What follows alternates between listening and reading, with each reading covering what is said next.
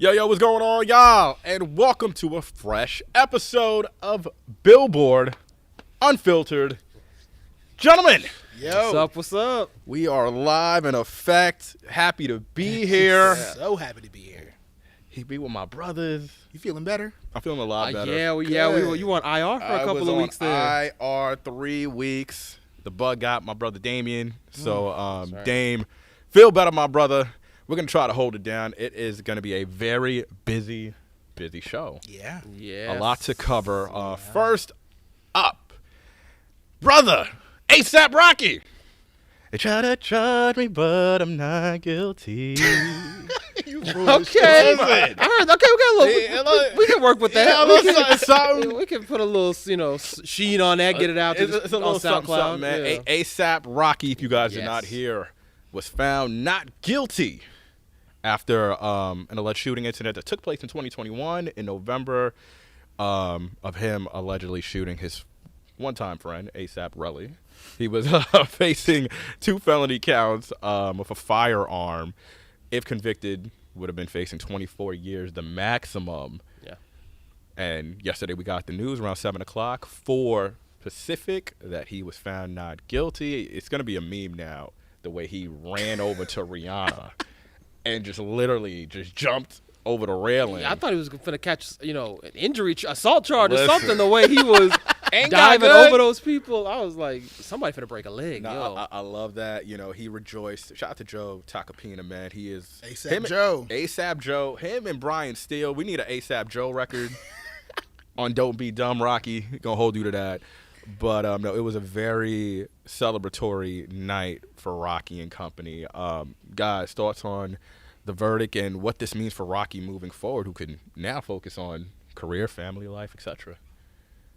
I mean, listen, only Rocky and God know the truth here. I think the way that man was breathing heavy as hell, the way he crowd surfed over Tari, he was shaking his boots a little bit. Yeah. But he's free. He gets to be with his kids, gets to, finally put out this album. So I'm excited.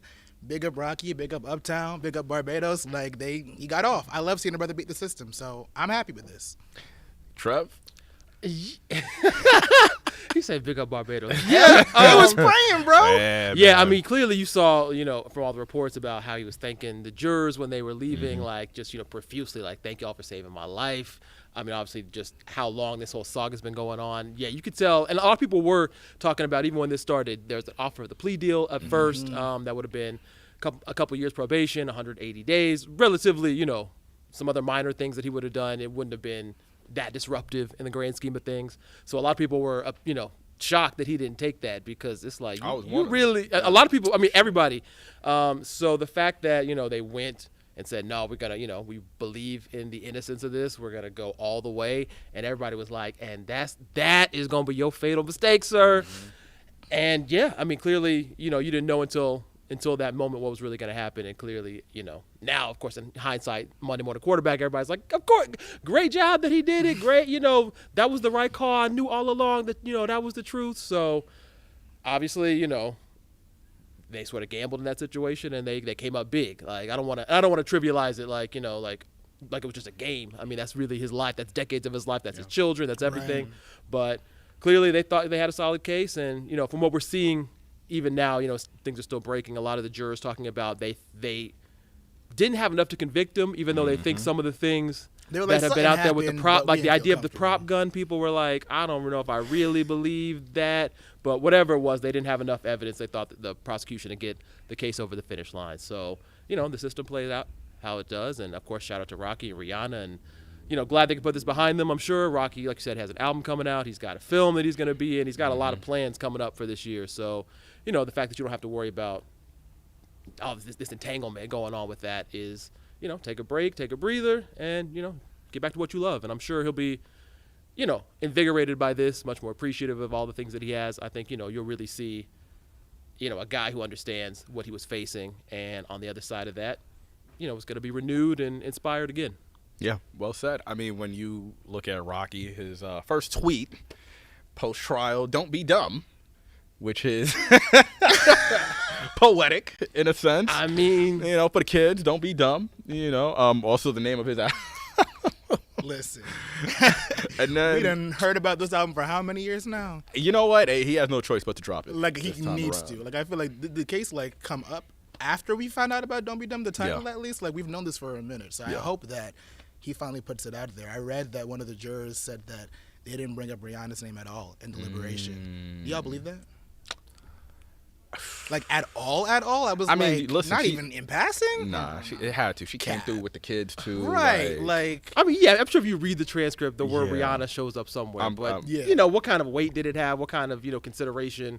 You know, I wouldn't think it would be. You hope it didn't matter. we hope. Right. You hope. I mean, you look, only know when somebody does that tell-all, that cash grab, and tries to get, you know, the book of I was juror number 7 or whatever. I'm surprised more cats have not done that. Right? They Done put the- me on these. Yeah. I feel like, I mean, also a lot of high-profile trials. They're just Well, Is there That's an something easy you- bag I was off that well, small book. I Like, mean, well, juror, if you're out there, you know, you want to come on Unfiltered real quick. Like, we you wanna know, know. like we got a Couple- seat. We always got a yeah. seat right for you. We can do the Yeah. voice filter and the mask and everything. the And voice you know, filter is nasty. yeah, On live let us too. know. Rihanna went on Instagram yesterday and said the glory belongs to God and God alone. Thankful, humbled by His mercy. Man, Rocky brother, I am so happy for you, man. I think now I'm curious, just from a musical standpoint, what kind of music we're gonna get going forward, because I think this is a perfect time for him to be super vulnerable and candid about what he went through in terms of the trial, how it affected him, the loss, the possible loss he would have had to deal with in terms of his family, his kids. You don't get Rihanna every day. You know what I'm saying? And then potentially you're at a place where you could lose her, $1 billion wifey, and your kids. and the kids. That's right, because Rihanna's only $1 billion wifey is all. No, we see when we see- I'm Is that what? Is that not what he Clock said? it. I'm sorry. Is that what I? I'm just hey Riri, as Hey, we know, when you was hard times, you know, we wasn't looking at you, Listen, but I'm you know, just- check that account, and I'm just That's what I'm hearing. When God gives you a gift, appreciate that and then some. Yeah, I hope he sits the hell down and just like becomes a family man. For Stay real. at home dad. Between this and like Trump having to get him out of that other shit a couple years back, let's relax. I almost Rocky. forgot about that until, you know, I was reading the whole saga. Like, it's crazy to think He that Trump being was out shit there for no tweeting about, like, you know, we could bring ASAP home Bring from A$AP Sweden. We got home. ASAP. I was like, Jesus, yo, Rocky has had some. that. He just be Yeah. in shit. Like, bro, be in the studio. I mean, I do think, yes, he can do the vulnerable side. I mean, I also want some celebration. I want some jubilation. Praise the Lord. I want, like, I want Praise some the I Lord. could do another one of those. I want some hype. Like, Yeah, I like wonder you if, just. like- I mean, you almost were in a situation where you very possibly may not have seen your kids until they were adults. Like, and they're not teenage. You know, it's not close. Like, these Right. are Yeah. these are not even babies. school age kids. Like, when you think about what that future, you know, That could was a be gamble, like, like, fuck. you Oh my gotta God. be like, Can you You gotta. I imagine? mean, you gotta be celebratory for that. I believe Ree is like the consummate super loyal chick. I can't see her 6 years later coming doing the phone call shit with the kid. Like 6 years in? Like, yo. 6 years? Nah, That's such what a I'm saying. long Like, time. that's what I'm saying. Like 6 out, because I did read that it said 24, but then it was like whittled down to 8. Yeah, I mean, 24 would have been the max. Right. It's hard to think that they would have, you know. So let's say if he All got those 8. good behavior, all so those you're kind of things 6 could have out. helped. You're 6 out of 8.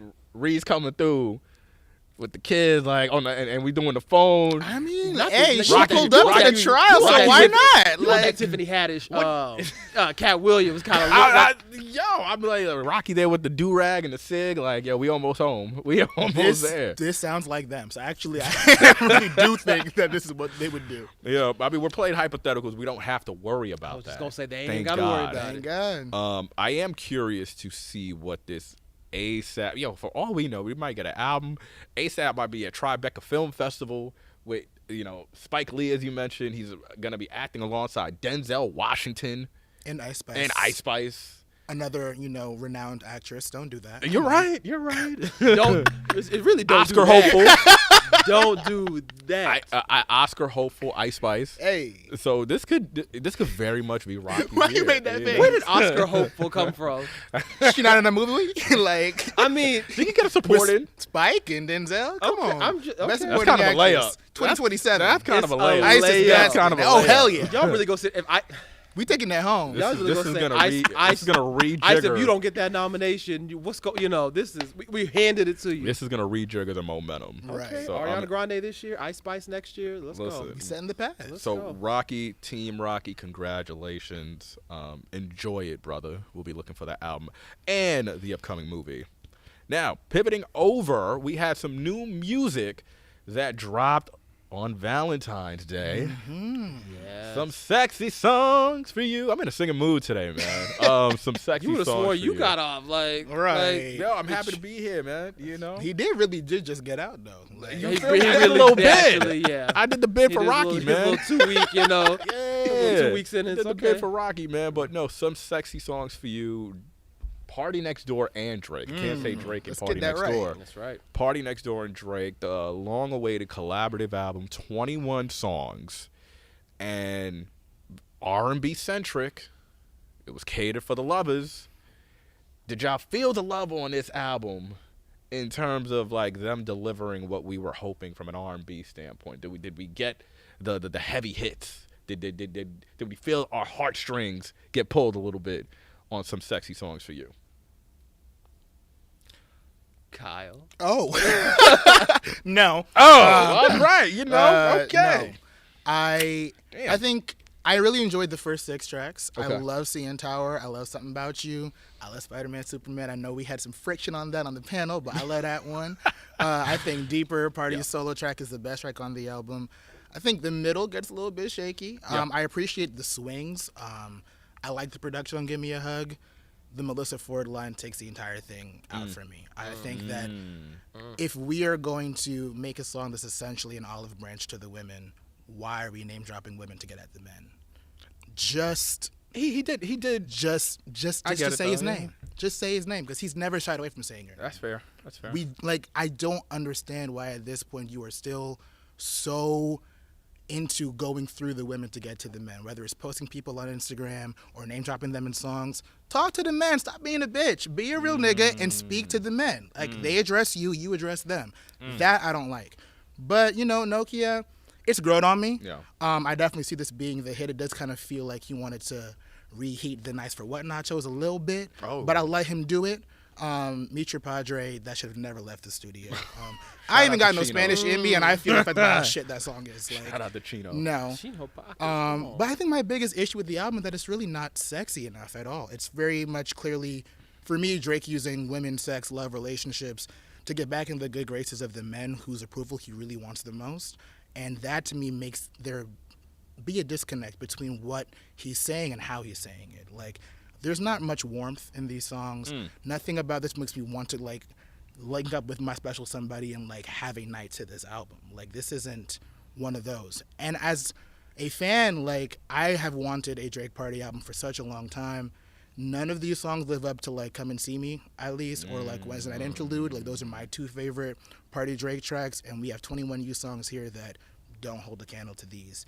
But I don't think it's a disaster of an album either. I think there was enough that I liked that I saved, that it's like there's some signs of life here. I think, like any Drake project at this point in his career, he's got to whittle it down and got to trim the fat. But I don't think it's an outright disaster by any means. 21 songs, 6 solo records for Drake on this album. Trev, some of the words I have been seeing to describe this album have been desperate and sloppy. I did see Desperate. Your thoughts? Any highlights, lowlights in between?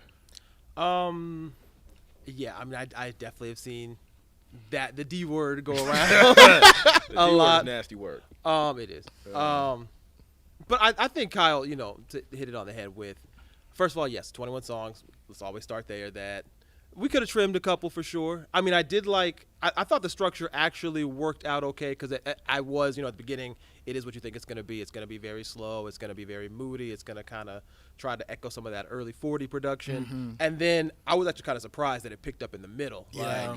And then when like probably say Give Me a Hug is sort of the start of Act 2, and then like Give Me a Hug, all the way to Nokia, maybe Die Trying, I was kind of like, okay, we got a couple different things in here. We got Cheeto Pacas, we got sort of this alt yeba, like alt pop kind of sound, which I definitely didn't expect midway through the album. So for me, that's probably the strongest section. I do think, I mean, Give Me a Hug, we're just sort of seeing on streaming. And the first few days is definitely the one that was most, blown up. I mean, you did see the Ye tweet even calling it out. I don't, to what degree that could have helped, but clearly that was the people's choice initially. We're starting to see a shift towards Nokia, like pick it up in the back half of the first week. So it definitely seems like, the up-tempo records, the more energetic records are the ones that people are picking up on. And those are the ones that definitely sound like they could be the radio hits. They, I'm not going to say they're obviously going to be, in my feelings level or anything like that. But even Nokia, if you look at that as a reheated nacho of Nice for What. Nice for What is such a good song. That's why I'm letting I'll do take it. a reheat, I'll take a clone of Nice for What if that's what I they. kind of thought more Honestly Nevermind, but I could see that. Yeah. I mean, I think it's like him like calling out the women's names in the beginning, Yeah, reminding me it's- of the video a little bit. Right, so. it definitely has like a. I think production wise, maybe it fits more. Yeah. But just in terms of like lyric and intention, I guess it definitely people compare that to Nice for What left and right. I mean, the only thing about that, yes, when it's called Some Sexy Songs for You, I definitely thought it was going to be more romantic in its execution. Yeah. And it definitely sounds like, I mean, Drake's always been good at, promoting his feelings in a very, sort of vulnerable-ish, but also kind of sly, like sleek kind of charismatic way. And sometimes I think it gets a little bloated on this album. Like we hear too many songs, too many attempts at this, and we're seeing really kind of what's going on. Like, just okay, we get it. You're in a bad spot. Clearly, the public approval is going. Clearly, you feel like a lot of people have abandoned you who, would claim they were ride or dies, claim they were always going to be there, and you want to get that out. No problem with that. It just feels like we could have got that out 14 tracks rather than 21 tracks. Yeah. But I do appreciate, I will say, the up-tempo breaks. I think those could actually, if we're talking about, all the questions of it, when Drake's going to come back, how he's going to come back, it's possible that those two show up. Though you almost feel like you can't escape the shadow of Kendrick in any of this. And even the idea like, oh, Drake with the melodies, that's the one that we like. And it's like those kind of songs, those little up-tempo bops are the ones that are popping off. So it's almost like he didn't plan this, but it in a weird way feels like it goes back in that same circle. And even on Give Me a Hug, we have a few shots, that people are reading into the lyrics about, who it's supposed to be aimed at, and that this beef may not be dead, no matter how much people want to project and say that it is and claim that it is. There will always be a couple subtle shots that will never fully die. Yeah, no, I think well said. Hits, early projections have the album looking potentially as a lock for number one, 250. We don't say that word. Oh, projected? No, we don't say that first word. Which one? Oh, hits? Oh, Nick. Oh! Keep going. I gotta source them. Keep going. I gotta source somebody. I know. Keep going. I know we it's bad blood, but Keep going. But no, projections have the album slated to be 250 week one. If they do secure that, that would be Drake's 14th number one on the Billboard 200, tying him for the most ever for a rapper with Jay-Z. Let me be clear. We're still literally in the middle of this tracking week. Very clear. So, we don't know what the final number is going to be. We don't know what's moving. It is obviously going to be, the big front runner for number one next week, but don't hang us on that number. Things are still moving. Literally, you still have today, tomorrow to stream. So very much still in flux. Very much so. And I do slightly want to pivot a little bit because I'm sure everybody's like, oh, what's the OVO guy got to say? I'm sorry. Also, can we, before we even. No, go ahead. If this goes number one, it's looking good. Party Next Door. Let's give it, I know everyone's talking. Number one for Shout out Party. to Obviously, Party. right. Everyone's talking about, what it'll mean for Drake's legacy, but for Party to get his first number one album, that is a huge milestone for him as well. So What hurts me with that, and then I'll get to that pivot, I was telling Kyle earlier, that's a huge win for Party, huge milestone. I just wish for this album there was more of Party. And I wish for this achievement it was just Party. Yeah. 'Cause I think he can get there. Yeah, he can. Eventually, I don't think it would have happened this it's like year. a solo Yeah, number one. Like I kind of hate that. Like the first one, and who knows, maybe only one is going to be attached to like all of this and what is carried with this album. Right. And then him not being necessarily the dominant or a dominant presence for real. Like, it does really feel like, Party in service of Drake versus Party and Drake. Right. I mean, you did mention like 6 solo tracks, which is about a Yeah. third of the track list. So, yeah. And it's crazy to say, like, one of the top songs on the album is a solo party cut, which is Deeper. That's the best track. I love Deeper. I was talking to you about this earlier about just like the idea of like what R&B means in this context, because like we're gonna have this major opening week. Give Me a Hug is a rap song that's blowing up. Nokia is a pop song that's blowing up. Where are the R&B cuts blowing up from this R&B album? What does this mean for the genre, for the space? Does it mean anything at all? Like, I'm so intrigued by it because it feels like R&B is not like leading the conversation around this Drake project, even though it's living in that space. Makes sense. I would agree. I will say I think a lot of the R&B projects that we've come to know and love, like, it seems to be an album genre right now. Like, we talked toward it to death about how few songs really pop up. You get your residuals, you get your made for me's, things like that. But I do think, when we talk about where R&B is now, it's not, the quality is necessarily lacking, but I think people are experiencing it in an album kind of way, top to bottom, and finding deep cuts and things that resonate with them rather than necessarily, a slew of hit singles that are going to pop off and be all over radio and be all over TikTok. So I think to that point, that's kind of where I feel like R&B is now. I'm not too surprised that there's no R&B specific cut that's jumping off. I just think people kind of, in general, if you fuck with the album, you fuck with it as an album rather than individual songs. Do you feel that anything on this album pushed either Party or Drake into new directions in R&B?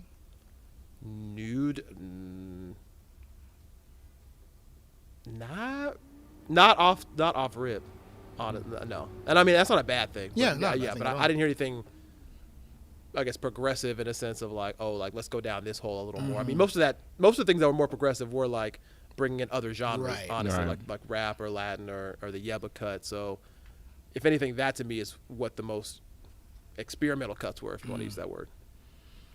So we will see, to Trevor's point, what the album looks to debut on the Billboard 200 next week. Fingers crossed for the boys. We will celebrate, though, somebody. The number's already in, and we're gonna give flowers. I'm fair to do that to oh, how sweet. To a Mr. Lamar. Wait, we gonna skip? We not gonna do the OVO review? Y'all wanted the. I think the people need it. Oh man, it's only journalistically right. We got the thoughts on the record. Because it's gonna probably take 40 minutes. So no. I think realistically, I thought the album was okay. Certain cuts that I love, Spider-Man, Superman, When He's Gone, Greedy, Give Me a Hug was a great rap record. Kind of gave me Family Matters in terms of the flow. Very much so. Nokia, as I mentioned, gave me Honestly Nevermind vibes. But I do wish there was more party involved. And to Kyle's point, when I think of Come and See Me, when I think of Over Here, they don't have a record that matches that like intensity and chemistry to me. And that was what was lacking when I was listening to the album. When I saw certain words like desperate and sloppy, I was like, holy shit. And I saw T-Pain, and it kind of made me wonder a little bit. He said he felt like it was essentially a throwaway in terms of like they just took all the old records they had, stitched it together. I did see him say that. And call it an album. I missed that comment. I thought that was a little much. The harsh? Yeah. I think when you listen to it, like you said, with even with how it's structured, there's a level of intention behind it to some degree. I don't think they just like hobbled together whatever was lying around in the studio. I think there's some cuts that definitely give studio cuts. Right. But I don't think it's fair to say that like the whole it was sort of thing Frankenstein. Yeah. But overall, I think the album it was okay. It was okay. There's probably a strong 7-8 songs that I will go back to. Does this put Drake back in position in the driver's seat? In terms of like culturally speaking, no, it's still Kendrick, very much so. As we this weekend. I don't know if I'll say from jump, I don't know if this is the album to assess. Oh no, it's not. But I think it would have at least bumped him a little bit up in the conversation. You know, at I least do wonder, like, how leading this up to that next solo album. Sure. You know, would have landed if we just got like 10 fantastic tracks from them instead of like 21. We like, asked that for not, like, everybody's even just album, like a but 5-song he EP, kind of 3 knows pack. that. He kind of Like, knows that. I feel like the impact of that could have been so much.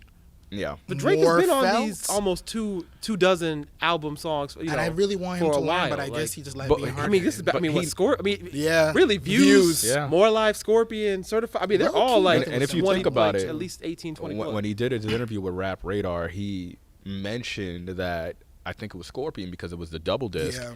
that he wished he condensed it, and why he views Nothing Was the Same as the perfect album because lengthwise it did what it needed to. It was like what 14, Damn, this is pissing me off. So he knows. He knows. He's just choosing to be okay. Cool. you know. So to your point, let's see what the solo album does bring. He did. You He know? did kind of drop some hints, like I think I'll give me a hug. That, I mean, just some lines that I'm gonna run the city again, back out. Like it had a little Summer 16 kind of Yeah. preview energy, and I know people are thinking he might strike. I mean, he obviously has He's mentioned. gonna drop that Vibes track at Wireless. Just watch, or maybe the week before Wireless. Wireless, I mean, be on the lookout, Summer guys. Drake is hard to contend with I historically. just want to say, when we spoke about him turning down Rolling Loud's offer to headline 3 nights in a row, I said he should do that. Like different sets every night. We're finally gonna get it at Wireless. Although I don't know how I feel about it. The poster kind of rubbed me the wrong way. Yeah, the poster. Yeah, it was Poster kind kind of of. crazy. It was weird, Drake and the Mandem. This is y'all's country. What the fuck? but the idea Like of it. hell no. Yeah, I Y'all let that happen? That could never be me. Some folks What? are universal. But you know? I did And see also, this morning. Vibes told me that he was headlining. That was what was said in January, and now he's a special guest. He deserves his headlining slot to Of come make course. this happen. Of Like, course. I feel like, damn, you just gonna come Vi- over here and fuck But up the whole Bob's 3 days of gonna, festival? Bob's gonna get a super bag. He's gonna Yeah. be performing alongside Drake. He was in gonna London. get the It's a bag win. anyway. Streaming numbers are a Drake hell of was a going drug. to You run know? to his side regardless at some point this year. These things would have happened Right. this year. I just wish that this nigga got to have his moment. moment. And he Yeah. still will. He still will. I don't love that. That Drake overtook it in a way that is casting aside, or maybe not. We have to wait and see. But Right. like immediately casting the rappers in that country in a supporting role is kind of crazy at their festival. But they like it. He's I the love boy, and the festival is sold out. I was gonna say Yeah, organized sold out. tickets. Wireless it. People Festival. said we don't give a fuck. Money July talks. Money 11th, talks. Yeah, July 11th to July 13th, 3 Crazy. nights of Drake this summer. Be on the lookout. Finsbury Park in London. Let's It's go. gonna be a movie. Yeah.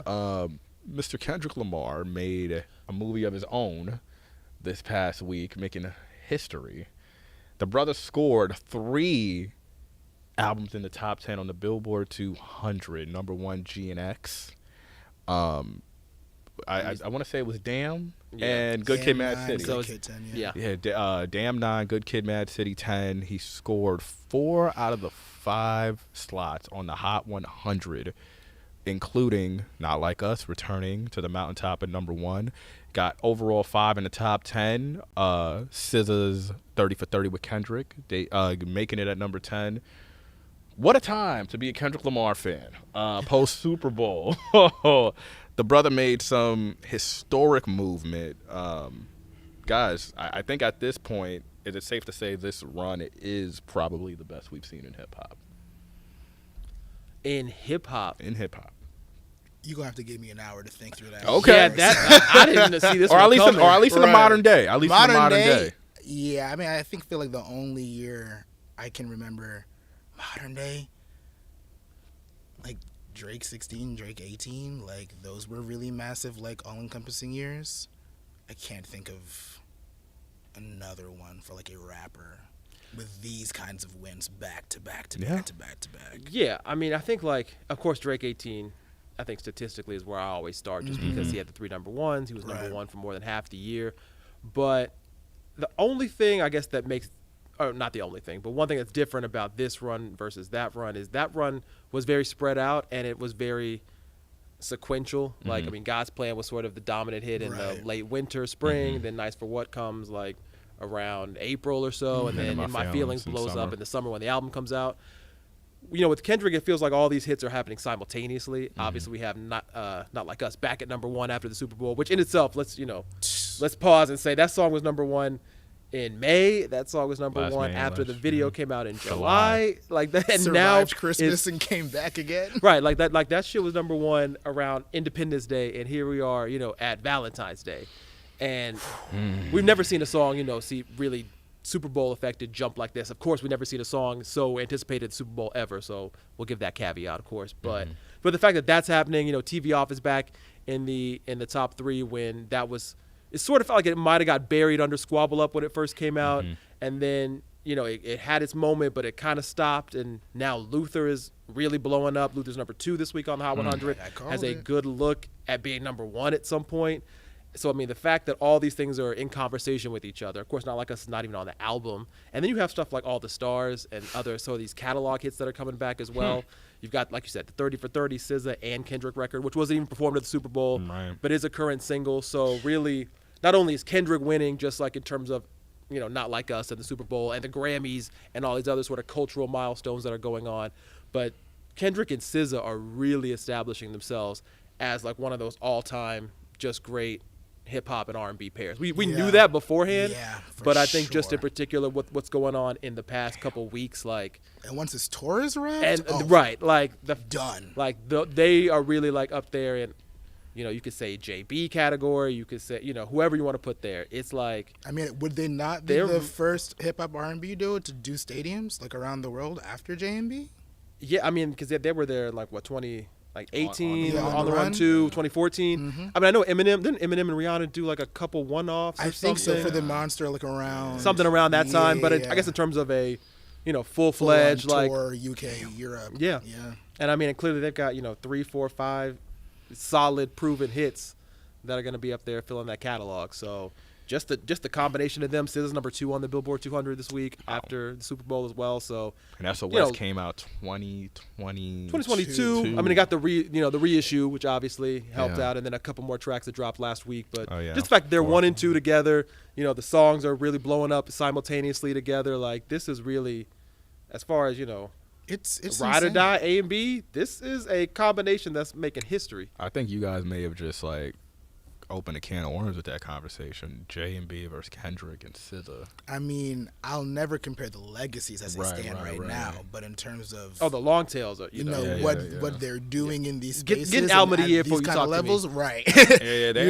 they're setting themselves for that path for sure. I think I was most impressed, seeing stuff like Good Kid go back to the top 10, seeing stuff like Money Trees pop up on like the rap streaming charts and stuff. Like, these are songs and albums that were not performed at halftime. Yeah, like, Love All Right also in that mix. Right, people were really looking at this show, impressed by GNX, went back to GNX, then went back to the rest of his catalog. He didn't have to direct them there himself, which I think is so interesting.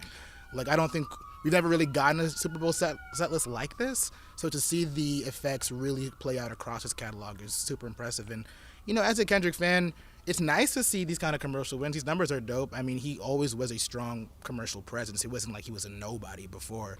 But I think it's a sweet moment to have after so many people tried to play like he couldn't or never was able to do stuff like this. And it was just like, nah, when he wants to, he can lock in and do this. It's just not his bread and butter all the time. I think it's interesting. I wasn't here to speak to you guys about it in terms of his performance, but what I loved about it was the messaging, the intentionality, but also the fact that he kept it very GNX heavy. He didn't lean on the mainstream hits. He could have did a Love. He could have did a Loyalty. Could have did a Swimming Pool. He didn't do freestyles. He didn't do any backseat freestyle. Right. I know right. So many cats King were waiting Kunta, for that. So many. And the fact that you guys are saying now fans are doing their own due diligence and diving into those records, knowing that his intention at the halftime show wasn't to bring the commercial records, I think that shit is dope to me. Yeah. Hats off. Seeing Mr. Morale rise, you didn't even give that album half a mention at the show, and that shit is getting streams up. Like, that's really fucking dope to see. Wow.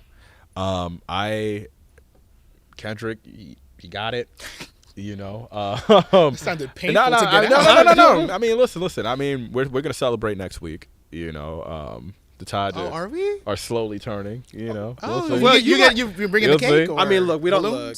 We don't know what all's gonna. I'll bring some candy It'll be corn. Funny if Drake is number 1 on the albums chart and Kendrick, if Luther does make its way to number 1 on the songs chart, is that going to rain on your parade a little? I think it will be an interesting thing to look at in terms of like how we've seen these albums and songs land in real time. Like, how have you guys heard Some Sexy Songs for You over the weekend? Have you guys heard it over the weekend? No, but I've seen it a lot on social media. Like I've seen different people post it into their stories and stuff like that. I think Nokia in particular is the one that like. I mean, clearly you can just sort of see it blowing up day by day, and like, I've seen more people because it really wasn't a called out record when the album first dropped. I mean, it's kind of buried in there, 10 tracks deep or whatnot. So people are finding it on their own and playing with it and doing their kind of reels. I mean, it's got a lot of meme comic potential. Yeah. So that in that route, that's kind of how I'm seeing it out. I'm not necessarily hearing, people drive by, blasting the record from their radio, but I think its online presence will be where it really finds its strongest audience. I think the only concern I have, and this is generally for artists, and now Drake is unfortunately in that conversation, he's going to have a decent week 1. What's going to happen 2, 3, and 4? And that's my biggest fear, where that album could just potentially collapse outside of the top 10. Well, we got to see how, Give Me a Hug and Nokia going viral will be the initial saviors. And then I will say, I think you can kind of tell a lot on your first listen and reaction to an album. You can tell everything, but you can tell some important things. And I think after my first listen, when I really didn't have a desire to run it back outside of like wanting to hear stuff that I hadn't caught the first time, told me that this probably won't stick around for a minute. Like, I finished GNX and I was like, oh shit, I gotta hear this shit again. This shit was bumping. Yeah, same. That was not the way that I finished my first listen or second or third of this one. And I only had a second and third because it's my job. So it's like, It hurts saying that, That was harsh. Sorry, Drake. Still rooted for you, man. Champagne Poppy. You got faith in you, brother. Somebody has to. Somebody has to. Yeah. We're not gonna like throw too many tears off a potential number 1 album. I mean, it's gonna be a success anyway. I mean, 200,000 people would kill for that. Like, we're not going. There's not too much to cry. It's not like you got to lift the spirits up too much. Well, we're gonna potentially celebrate next week. I'll bring the champagne. Hey, okay, Poppy. You feel me? Okay. For number 14, because that's gonna be a record tying. He getting too close. I don't like that. I mean, listen, he's 1 away. If he secures next week, he's 1 away from breaking it. I'm gonna have to step in. Okay, break. For rapping, for rappers. I said it earlier. He's still chasing the Beatles. He's still chasing the Beatles. I don't want no Beatles stands coming out. I don't John want McCartney. They still out here cooking. I don't want no Lennonites. Still out here cooking. Is crazy. I do not want that in my inbox. You guys are going to have to wait and see and tap in with us next week to see what the final tally is. But appreciate you guys kicking it with us for another fresh episode of Billboard Unfiltered. We'll see you guys next week.